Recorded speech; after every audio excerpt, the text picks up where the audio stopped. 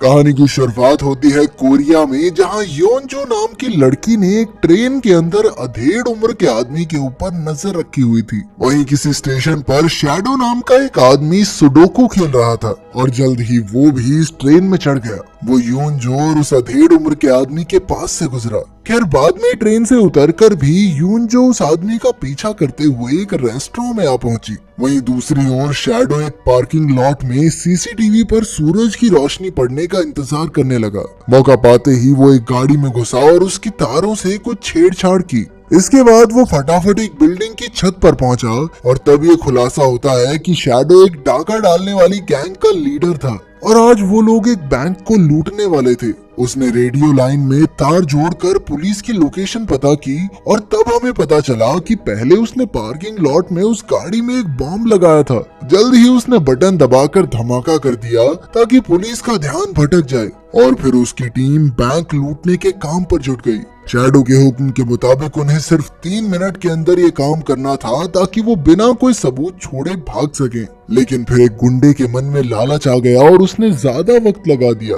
इसी लापरवाही की वजह से पुलिस उनके पीछे पड़ गई। तब शैडो ने मैक्स नाम के एक मोटे आदमी को बीच सड़क पर ट्रक लाने का ऑर्डर दिया और जल्द ही वो पुलिस की गाड़ियों से टकरा गया। इसके बाद मैक्स भी तुरंत वहां से भाग निकला। वहीं दूसरी ओर वो आदमी योनजू के सामने आ गया और पूछा कि तुम मेरा पीछा क्यों कर रही हो। असल में उस आदमी का नाम हुआंग था और वो स्पेशल क्राइम्स यूनिट का चीफ था। योनजू भी उसकी टीम में जासूस बनना चाहती थी, इसीलिए वो हुआंग का पीछा कर रही थी। तब हुआंग ने उसका टेस्ट लेने के लिए योनजू को आज के दिन जो भी हुआ वो सब बताने को कहा। योनजू की याददाश्त बहुत तेज थी, इसीलिए उसके आसपास जो भी चीजें हुई थी वो उसने बिल्कुल सटीक तरीके से याद कर रखी थी। योनजू ने सब कुछ सही बताया मगर अंत में एक सवाल का जवाब नहीं दे पाई। तब हुआंग ने उसे अपने दिमाग में पूरा दिन फिर से याद करने को कहा और उसे आखिरी सवाल का जवाब भी मिल गया।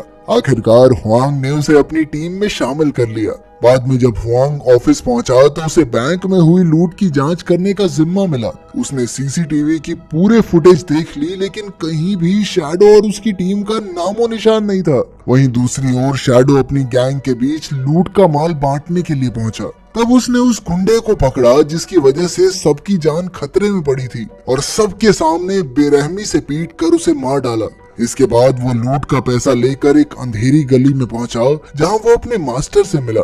मास्टर वही बूढ़ा आदमी था जिसके कहने पर शैडो ने इस लूट को अंजाम दिया था। उधर हुआंग ने ऑफिस में फिर से सीसीटीवी फुटेज देखी तो उसने ट्रक वाले आदमी यानी मैक्स को पकड़ने का फैसला किया। हालांकि अब भी वो मैक्स का चेहरा नहीं देख पाए थे। खैर फिर योनजू भी ऑफिस आ गई और हुआंग ने उसे पूरी टीम से मिलवाया। अब हुआंग ने उन्हें मिशन समझाया और वो सब मैक्स को पकड़ने निकल गए। हुआंग ने सभी जासूसों को अलग अलग काम सौंप दिए और वो सब अपना भेष बदल कर मैक्स की तलाश करने लगे। मगर पूरा दिन शहर में घूमने के बावजूद भी उन्हें मैक्स का पता नहीं चला। वहीं दूसरी ओर शैडो नेशनल फूड्स नाम के एक स्टोर में पहुंचा जो कि उसका खुफिया अड्डा भी था जहां वो अपनी चोरियों की प्लानिंग करता था। उधर हुआंग की टीम को आखिरकार एक आदमी दिखा जिसका शरीर मैक्स जैसा था। हुआंग के लिए काम करने वाला एक आदमी स्क्विरल तुरंत भेष बदल कर उसके पीछे पीछे चलने लगा मगर फिर पता चला कि आदमी मैक्स नहीं था।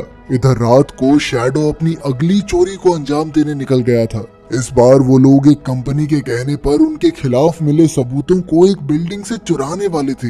कुछ मिनटों में उन्होंने अपना काम पूरा किया और वहां से भाग निकले मगर तभी शैडो को एहसास हुआ कि एक आदमी दूर से उस पर नजर रखे हुए था। अब शैडो तुरंत उस आदमी तक पहुंचा और उसे बेरहमी से मार डाला ताकि इस चोरी के बारे में किसी को कोई सबूत न मिले। कुछ देर बाद जब हुआंग की बॉस को ये खबर मिली कि उन्हीं चोरों ने एक बार फिर से चोरी कर ली है तो उसने हुआंग पर काफी गुस्सा किया। वहीं चोरी पूरी होने के बाद मास्टर ने शैडो को एक और काम सौंप दिया मगर शैडो ने इससे इनकार करते हुए कहा कि वो ये काम छोड़कर शांति से जीवन बिताना चाहता है। लेकिन मास्टर को ये हरगिज मंजूर नहीं था और उसने अपने उसने एक आदमी को शैडो को जान से मारने का हुक्म दिया। जब शैडो अपनी गाड़ी में बैठा तब मास्टर के आदमी ने पीछे से उसका गला दबाने की कोशिश की, मगर तभी शैडो ने अपनी गाड़ी सामने दीवार से टकरा दी, जिससे वो गुंडा गाड़ी से बाहर जा गिरा और उसकी मौके पर ही मौत हो गई। इसके बाद शैडो मास्टर के पास गया और अपना अगला मिशन करने के लिए राजी हो गया।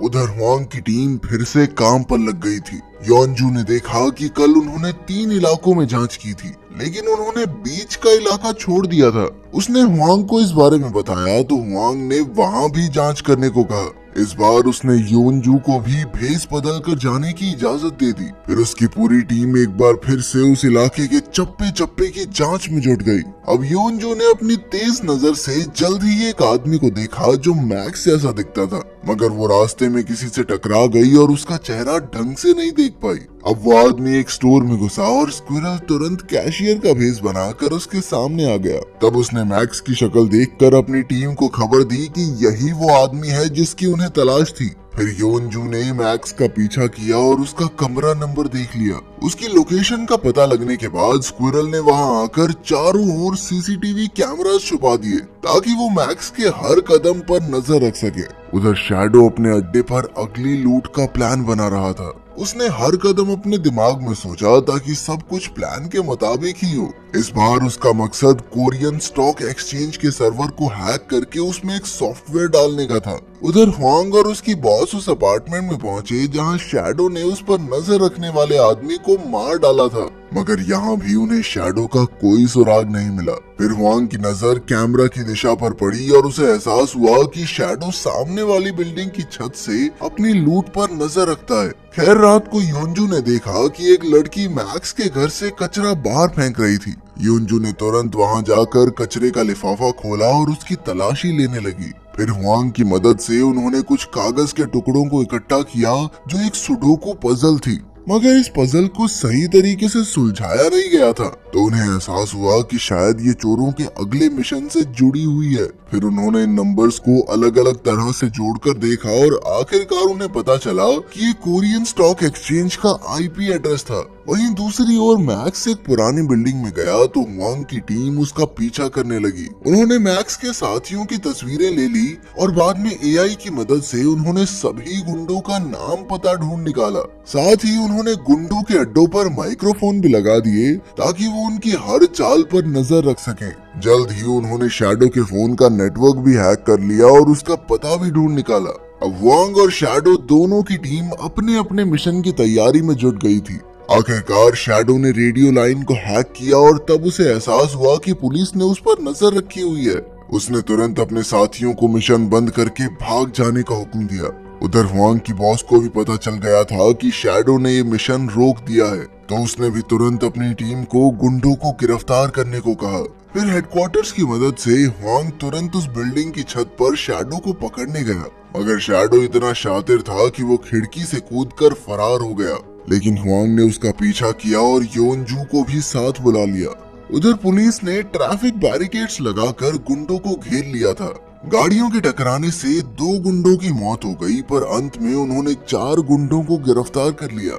वहीं दूसरी ओर हुआंग की टीम ने शैडो को फोन किया ताकि हुआंग और योनजू इतनी भीड़ में उसे पहचान सके। वहाँ जितने भी लोग फोन पर बात कर रहे थे उनमें से एक इंसान को योनजू पर शक हो गया। हुआंग ने भी इस आदमी को स्टॉक एक्सचेंज के पास देखा था, इसीलिए वो उसका पीछा करने लगे, मगर शैडो जल्द ही भागकर सड़क के दूसरी ओर चला गया। तब स्क्विरल ने ट्रैफिक पुलिस का भेस बनाकर उसे रोक लिया, मगर शैडो को भी उसकी असलियत के बारे में पता था और वो स्क्विरल पर एक नुकीली चीज से वार करके भाग निकला। हुआंग और योनजू तुरंत उसे बचाने दौड़े, मगर तब तक काफी देर हो चुकी थी। उन दोनों को शैडो की पहचान हो गई थी, मगर स्क्विरल की मौत की वजह से मिशन को बंद कर दिया गया। फिर रात को शैडो मास्टर को मारने निकल गया क्योंकि वो ये किस्सा खत्म करके चोरी चकारी के धंधे से बाहर आना चाहता था। जब वो मास्टर के पास पहुंचा तो उसके चारों ओर गुंडों की फौज थी, मगर शैडो भी कम ताकतवर नहीं था। उसने जल्द ही गुंडों का सामना करना शुरू कर दिया और उन्हें एक एक करके धूल चटाकर मास्टर की ओर बढ़ा। कुछ ही देर में उसने मास्टर को बेरहमी से मौत के घाट उतार दिया।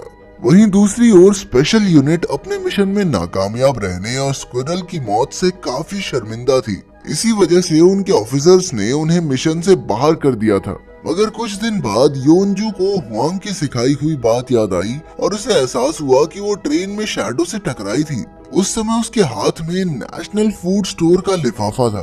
अब योनजू तुरंत उस स्टोर में पहुंची और उसने शैडो को पहचान लिया। फिर उसने हुआंग को इसकी खबर दी तो एक बार फिर से उन्हें इस मिशन पर काम करने की इजाजत दे दी गई। योनजू शैडो का पीछा करते हुए एक रेस्टोरेंट तक आ पहुंची, जहां उसने देखा कि शैडो एक नकली पासपोर्ट के जरिए कोरिया से भागने की फिराक में था। तभी अचानक शैडो को योनजू पर शक हो गया और उसने योनजू से पूछा कि तुम मेरा पीछा क्यों कर रही हो, मगर योनजू ने इसका कोई जवाब नहीं दिया और हुआंग के आने का इंतजार करने लगी। हुआंग के आते ही शैडो वहां से भाग निकला और हुआंग ने उसका पीछा किया, मगर कुछ दूर जाते ही शैडो ने एक नुकीली चीज से हुआंग पर घातक हमला कर दिया। फिर योनजू के वहां आने से पहले ही शैडो उसे छोड़कर फरार हो गया। तब हुआंग ने योनजू को शैडो को हर हाल में पकड़ने का ऑर्डर दिया। योनजू ना चाहते हुए भी निकल गई और एक आदमी का पीछा करने लगी, मगर पास जाकर उसे पता चला कि ये आदमी तो कोई और था। आज एक बार फिर से शैडो उनके हाथों से भाग निकला था, जिससे योनजू बेहद निराश हो गई। पर फिर बारिश रुक गई और अचानक शैडो फिर से बाहर सड़क पर निकला। योनजू उसके पीछे अंडरग्राउंड बने ट्रेन प्लेटफॉर्म तक आ पहुंची। उधर हुआंग को डॉक्टर्स ने बचा लिया था और फिर नेटवर्क ना होने के बावजूद भी उसने योनजू के पते का हिसाब लगा लिया। वहाँ योनजू शैडो को ढूंढ रही थी कि अचानक शैडो ने पीछे से उसे ही बंदी बना लिया। तभी पुलिस भी वहाँ आ पहुंची, मगर वो गोली नहीं चला सकते थे। अब शैडो ट्रेन के आने का इंतजार करने लगा, पर तभी अचानक योनजू ने शैडो की टांग पर हमला कर दिया और शैडो अपनी जान बचाकर वहाँ से भागा। जैसे ही वो बाहर निकला तो हुआंग पहले से वहाँ मौजूद था। हुआंग जिस रास्ते पर था वहाँ ट्रेन आ रही थी, मगर हुआंग ने अपनी जान की परवाह ना करते हुए शैडो पर गोलियां चलाकर उसे मार डाला। ऐन वक्त पर ट्रेन ने भी रास्ता बदल लिया और हुआंग की जान बच गई। आखिरकार स्पेशल फोर्सेस का मिशन पूरा हुआ और सबने चैन की सांस ली। अंत में पूरी टीम ने स्क्विरल को श्रद्धांजलि दी, जिसके बाद योनजू और हुआंग शैडो के बाकी साथियों को पकड़ने के अपने अगले मिशन पर निकल गए। अगर वीडियो पसंद आई तो लाइक कर देना, चैनल को सब्सक्राइब कर देना। मिलते हैं अगली वीडियो में।